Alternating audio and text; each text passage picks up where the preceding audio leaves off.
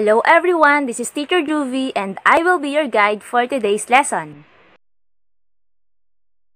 Let's have our 15 seconds math challenges. Problems were taken from the 2018 MTEP Reviewer for Grade 4. So, i-discuss ko dito kung paano nakuha ang mga sagot. Okay, so let's start. Let's have the first problem. In a room are 8 rows of chairs with 7 chairs in each row.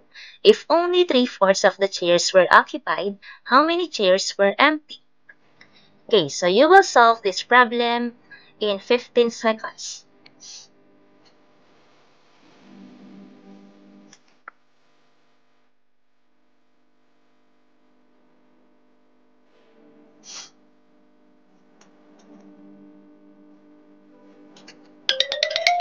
Time's up. So the answer is 14. Paano natin nakuha ang 40? So here is the solution. So i-multiply muna natin yung 8 rows sa 7 chairs. So that is 8 times 7 is 56. Then after natin i-multiply, yung product na nakuha natin doon ay i-multiply natin sa 3/4. Kasi 3/4 daw ng chairs ay occupied. So, use cancellation method. So, pwede natin i-cancel ng 56 at 4. So, i-divide natin siya by 4. So, 56 divided by 4 is 14 and 4 divided by 4 is 1. Then, we will multiply all the remaining numbers. So, 14 times 3, that is 42. So, ang tinatanong dito is, ilang chairs ang empty? Kung may 56 na chairs, ima-minus natin yung 42 na occupied. So, the answer is 14 chairs are empty. Next problem. Maricar has 185 pencils. She gave 6 pencils to each student in her class. If she has fewer than 6 pencils left, how many students did Maricar have? Okay, solve this problem in 15 seconds.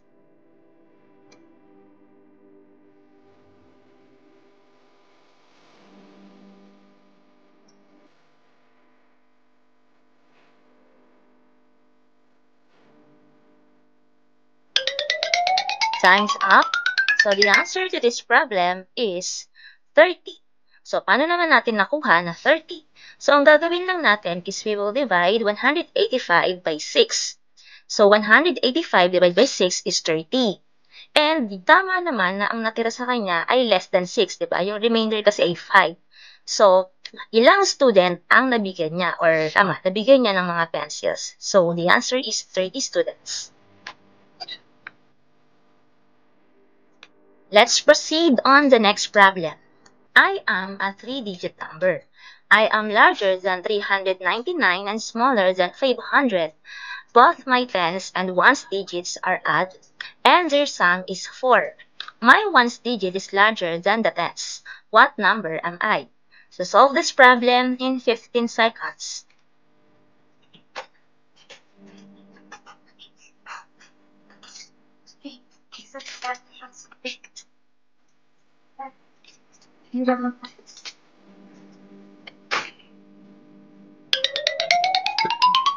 Time's up. So the answer is 430.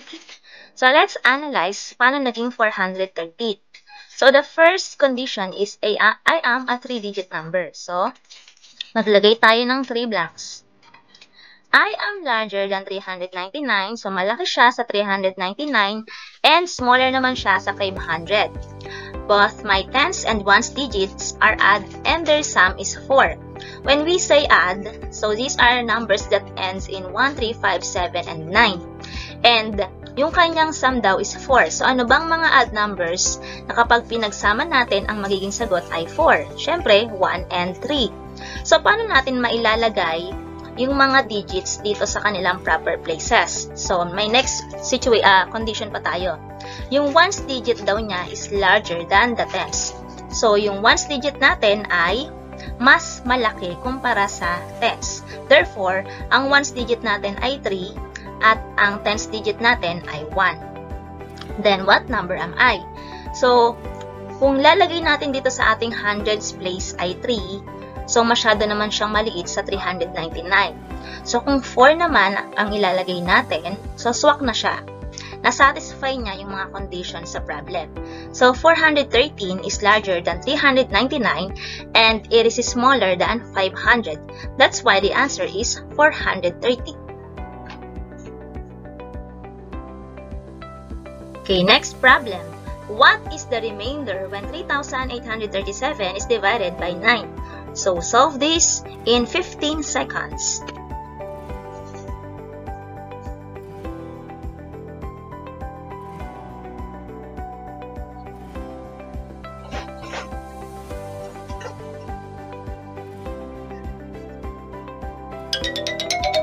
Okay, time's up. So, the remainder is 3.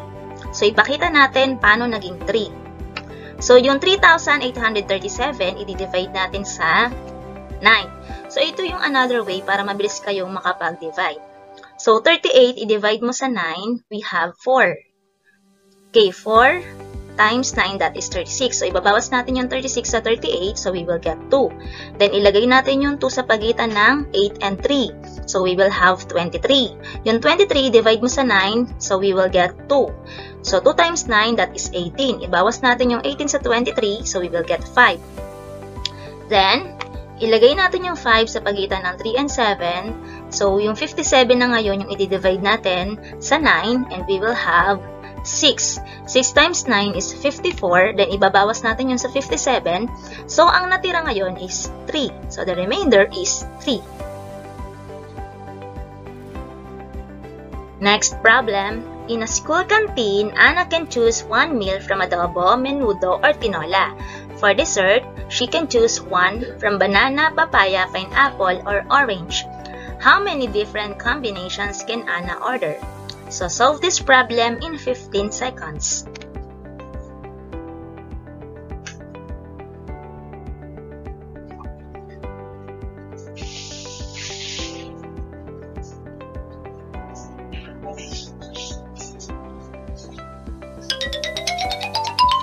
Time's up. So, the different combinations that can Anna order is 12.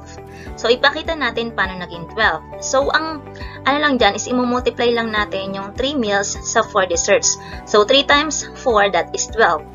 So, ipakita natin, we have adobo, menudo, and tinola. Then, yung 4 desserts, banana, papaya, pineapple, and orange. So, yung adobo, pwede niyang partneran ng banana, papaya, pineapple, and orange. Yung menudo, ganun din, banana, papaya, pineapple, and orange. Then, yung tinola, pwede niyang partneran ng banana, papaya, pineapple, and orange. So, all in all, meron tayong magagawang 12 combinations. Next, Sonia has several pieces of 5 peso coins. What is the least amount of money she has if she was able to divide her coins into 4 groups with a different number of coins in each group? Okay, so solve this problem in 15 seconds.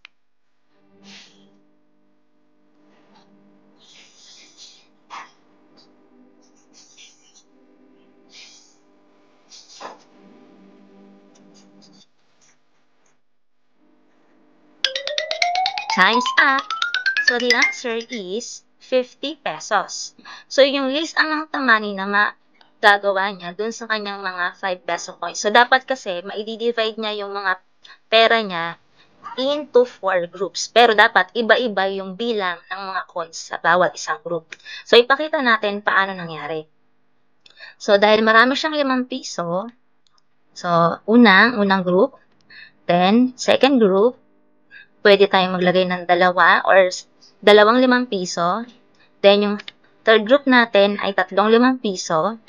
At yung pang fourth group natin ay 4 na tigli 5 piso. So, tingnan nyo, magkakaiba yung bilang ng kanyang, magkakaiba yung bilang ng 5 piso sa bawat grupo, di ba? So, pag binilang natin yan, 5, 10, 15, 20, 25, 30, 35, 40, 45, 50. So, dun sa 4 groups na magagawa natin, ang least amount ng money na mabubuo niya is 50 pesos. So next problem. What is the sum of all prime numbers between 30 and 50? Solve this problem in 15 seconds.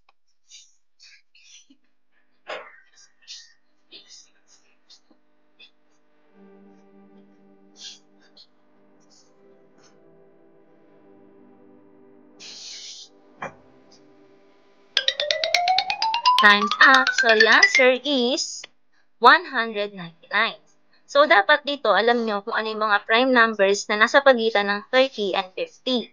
So yung mga prime numbers between 30 and 50 are 31, then add natin ng 37, plus 41, plus 43, plus 47. So we will get 199. So yun yung sum ng mga prime numbers between 30 and 50. So when we say prime numbers, so these are numbers that has only two factors, the 1 and itself. Next, Nico took 2 hours and 40 minutes to paint his room. He finished at 12:30 p.m. What time did he begin painting his room? So solve this problem in 15 seconds.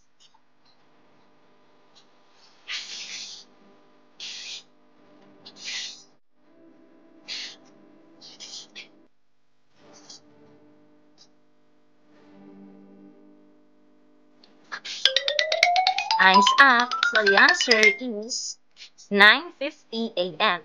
So paano natin nakuha ang 9:50 a.m.?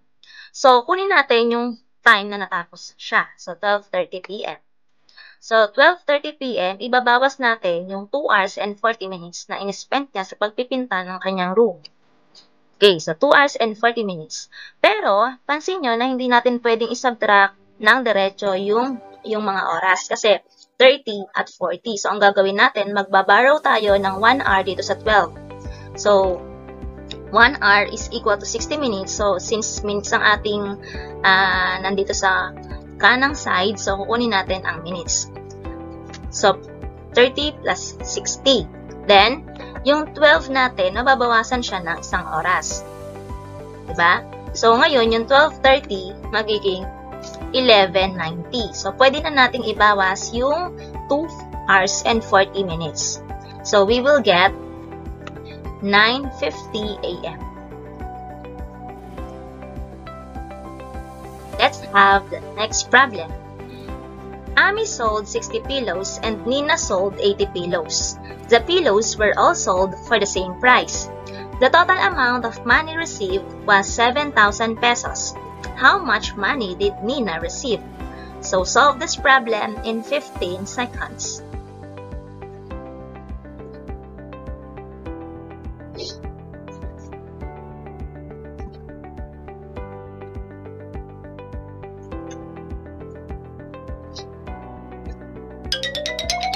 Time's up. So the answer to the problem is 4,000 pesos. So, paano naging 4,000 pesos ang na-receive ni Nina? So, the solution here is we have 7,000 pesos. Ito yung total amount na na-receive nila dun sa kanilang napagbentahan. So, i-divide natin yun sa 60 at 80, diba? So, i-add natin muna yung 60 tsaka 80. So, that is 140. So, di-divide natin siya sa 140 para makuha natin yung price ng pillow. So, ang price ng isang pillow ay 50 pesos. So, since si Nina, napagbentahan niya ay 80 pillows, imumultiply natin yung kanyang nabenta sa 50 pesos. Kaya, ang magiging sagot ay 4,000 pesos.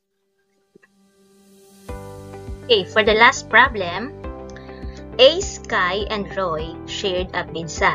Ace and Kai each had 3/7 of the pizza. How much pizza did Roy have? Okay, so solve this problem in 15 seconds.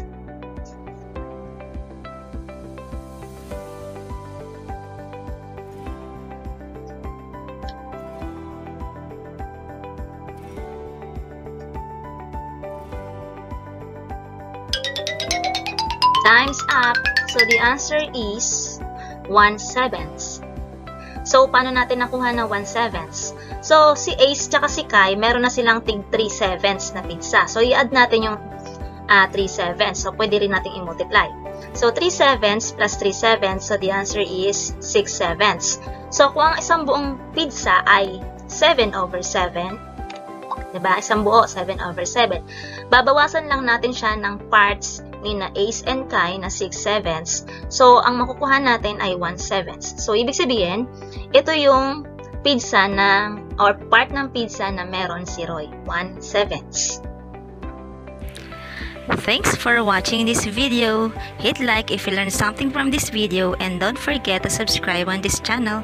Thank you so much.